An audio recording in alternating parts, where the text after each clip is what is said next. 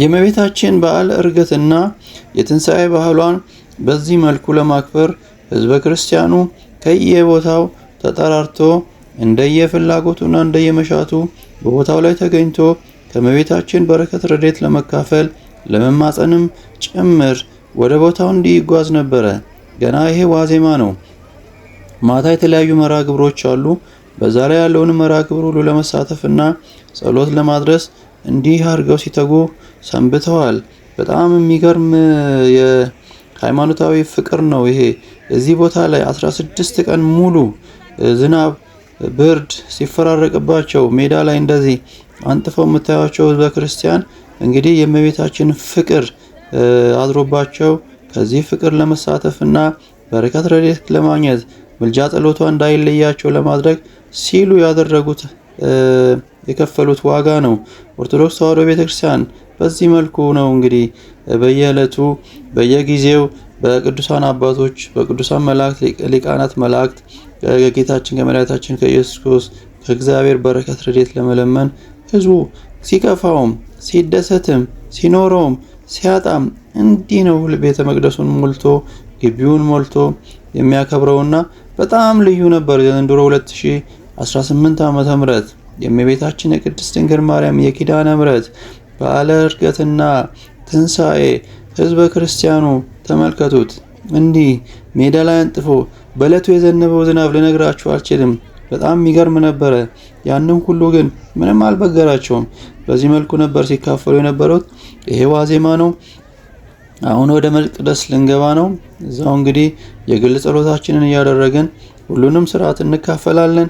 እግዚአብሔር አምላክ ወዶና ፈቅዶ ለዚህ ሰዓት ስላደረሰን ክብሩን ይሰደው። እንኳን አደረሳችሁ ህዝበ ኦርቶዶክሳውያን፣ እንኳን አብሮ አደረሰን። ከእመቤታችን ምልጃና ጸሎት አይለያችሁ። በያላችሁበት ቦታ ሁሉ ምልጃዋ፣ ጸሎቷ፣ በጓ ከእናንተ ጋር ይሁን። አሜን።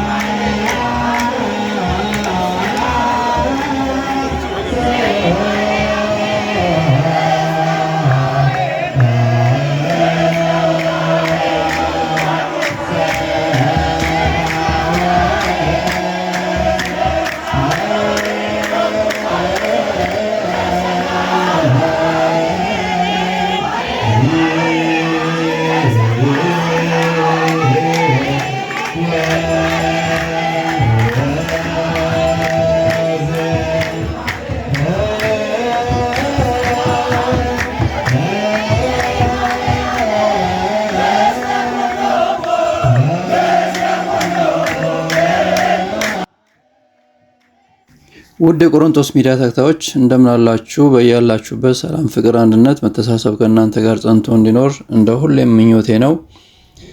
ዛሬ ደግሞ ለየት ያለ ታላቅ በዓልን አካፍላችኋለሁ። አብራችሁን ብትቆዩ ከበረከቱ ትካፈላላችሁ፣ ብዙ ሐሴትም ታደርጋላችሁ። ያለውን ሁኔታ ምንም ትረዱበታላችሁ ብዬ አስባለሁ። አብራችሁን ቆዩ። በስመ አብ ወወልድ ወመንፈስ ቅዱስ አሐዱ አምላክ አሜን። በኢትዮጵያ ኦርቶዶክስ ተዋሕዶ ቤተክርስቲያን በአዋጅ ሕግ ከሚጾሙ አጽዋማት አንዱ የእመቤታችን ቅድስት ድንግል ማርያም የፍልሰታ ጾም ነው። አዲስ አበባ ሐመረኖ እንጦጦ ኪዳነ ምሕረት ገዳም ከሰርክ ጉባኤ ምህላ በኋላ ሌሊቱን ሊቃውንቱ በያሬዳዊ ዜማ ወረብ ሲያገለግሉ አድረው የኪዳን እና የቅዳሴ ጸሎት እንደተጠናቀቀ ታቦታቱ ከመንበር ክብራቸው ተነስተው ወደ አውደ ምሕረት በመውጣት ሕዝቡን ሲባርኩ የሰንበት ትምህርት ቤት ደቀ መዛሙርት እና ዘማሪያን በዝማሬ ሲያጅቡ ከተለያየ ቦታ የመጣው ምዕመን በተገኙበት የእመቤታችን በዓለ ዕርገትና ትንሣኤ በድምቀት ተከበረ። ወደ ዋናው ጉዳይ ከመግባታችን በፊት ፍልሰታ የሚለውን ቃል ትርጉም ማየት ይገባል። ይህን ማየቱ ግንዛቤ ለመጨመርና በቅጡ ለመረዳት በጣም ጠቃሚ ነው። ፍልሰታ የሚለው ቃል የተገኘው ፍልሰት ከሚለው የግዕዝ ግስ ሲሆን ቃሉ እንዲህ ይተነተናል። መሞት፣ መለየት፣ ማድረግ፣ ወደ ላይ መውጣት፣ ከምድር ከመቃብር ጊዜ ፍልሰቱ ፍልሰተ እምስጋ ፍልሰተ ስጋኪ ሀበ መካነ ሕይወት ይለዋል። የፍልሰታን ጾም በመጀመሪያ የጾሙት ቅዱሳን ሐዋርያት ናቸው። እንደምን ጾሙት ቢባል እመቤታችን ባረፈች ጊዜ ቅዱሳን ሐዋርያት ሊቀብሯት ወደ ጌቴሴማኒ ሲወስዷት አይሁድ እንደ ልጇ አረገች ሊባል ነው ብለው በቅናት ተነሳስተው ሊቀሟቸው ስለፈለጉ የእግዚአብሔር መልአክ የእመቤታችንን ሥጋ ከሐዋርያቱ ከዮሐንስ ጋር ነጥቆ ወደ ገነት ወሰዳት። የሐዋርያው ቶማስ ማየት በወቅቱ ወደ ሀገረ ስብከቱ ወደ ህንድ ሂዶ ስለነበረ ከሐዋርያቱ መካከል ቶማስ በዕለቱ ዕርገቷ ላይ አልነበረም።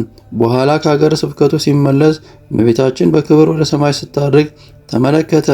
እርሱም ጌታችን ሲያርግ አልነበረም እና ተቆጭቶ አንተን አጣሁህ አንቺንም አጣሁሽ ብሎ ሲያዝን እመቤታችን ሐዋርያቱ የገነዙበትን ሰበን ሰጥታ ተለይተዋለች።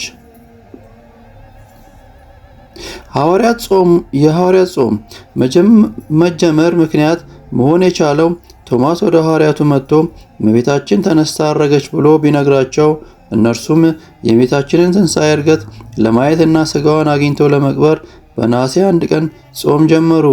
አንድ ሱባኤ ቢያደርጉም ማየት ባለመቻላቸው ሁለተኛ ሱባኤ 14 ቀን ሲጾሙና ሲጸልዩ በ14ኛው ቀን እግዚአብሔር የእመቤታችንን ሥጋ አምጥቶ ሰጣቸው። ነሐሴ 14 ቀን ቀበሯት። በሦስተኛውም ቀን ነሐሴ 16 ቀን ደግሞ እንደ ልጇ ጌታችን መድኃኒታችን ኢየሱስ ክርስቶስ ተነስታ አርጋለች። ጾሙን ለመጀመሪያ ጊዜ የተጀመረው በኢየሩሳሌም እስራኤል ነው። በተለይም ሐዋርያት እመቤታችን ከተወሰደች በኋላ ሥጋዋን ለማግኘት የጾሙትና የጸለዩትን በኢየሩሳሌም አካባቢ በሚገኘው ቅዱሳት መካናት በጌቴሴማኒ ነበር።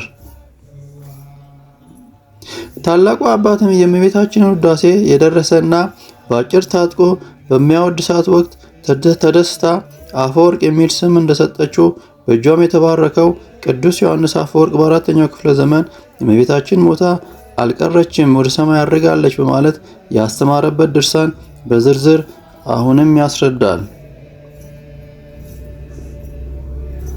ቅዱስ ዮሐንስ ዘደማስቆ 7ኛው ክፍለ ዘመን ከቄልቄዲዮን ጉባኤ ወቅት የሮም ንጉሥ ማርቂያኖስ የእመቤታችንን ሥጋ በኢየሩሳሌም ሲፈልግ የኢየሩሳሌሙ ፓትርያርክ ጂቫኒያል ሥጋዋ በዚህ የለም ወደ ሰማይ አድርጋለች ብለው እንደመለሱለትና ሰበኗ ብቻ በጌቴሴማኒ መገኘቱን ታሪክ መዝግቦልናል።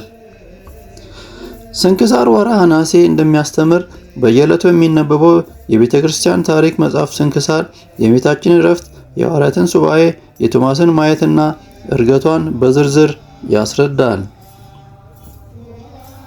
መጽሐፈ ዜና እመቤታችንና ውዳሴ ማርያም ትርጓሜ የሐዋርያት ጾም እንዴት እንደተጀመረና ቶማስ የተቀበለው ሰበን የስጋዋ መጠቅለያ በስፋት ተመዝግቦ ይገኛል።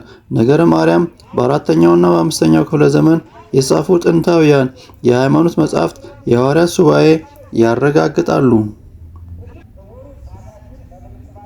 ሐዋርያው ቶማስ ከእመቤታችን ተቀብሎ የነበረው ሰበን ለሌሎች ሐዋርያት ከተከፋፈለ በኋላ እስከ ዛሬ በየአብያተ ክርስቲያኑ በንዋየ ቅድሳት መልክና በታሪክ ይታወቃል። በ10ው መጽሐፍት አስቀድሞ በትንቢት እንዲህ ተነግሮ ነበር። መዝሙረኛው ልበ አምላክ ዳዊት በ131 ቁጥር 8 ላይ አቤቱ ወደ ረፍት ተነስ አንተና የመቅደስ ታቦት በማለት ተነግሮ ነበረ። በመቀጠልም መዝሙር 44 ቁጥር 9 ላይ በወርቅ ልብስ ተጎናጽፋና ተሽሞንሙና ንግስቲቱ በቀኝ ትቆማለች። በዚህ መልኩ የእርገቷን የክብሯን ምስክርነት እና አርጋ በልጇ በወዳጇ በፈጣሪዋ ቀኝ እንደምትቀመጥ ከዚህ በፊት በመዝሙረ ዳዊት ላይ እንዲህ ትንቢት ተነግሮላት ነበር። እግዚአብሔር አምላክ ጾመ ሐዋርያትን ተቀብሎ ሐሳባቸውንና ምኞታቸውን እንደፈጸመ ለኛም እንዲሁ ይደረግልን። ከቁጥር ሳንጎል የዓመቱ ሰው ይበለን። አሜን። ወስብሐት ለእግዚአብሔር ወላዲቱ ድንግል ወለመስቀሉ ክቡር። ይቆየን።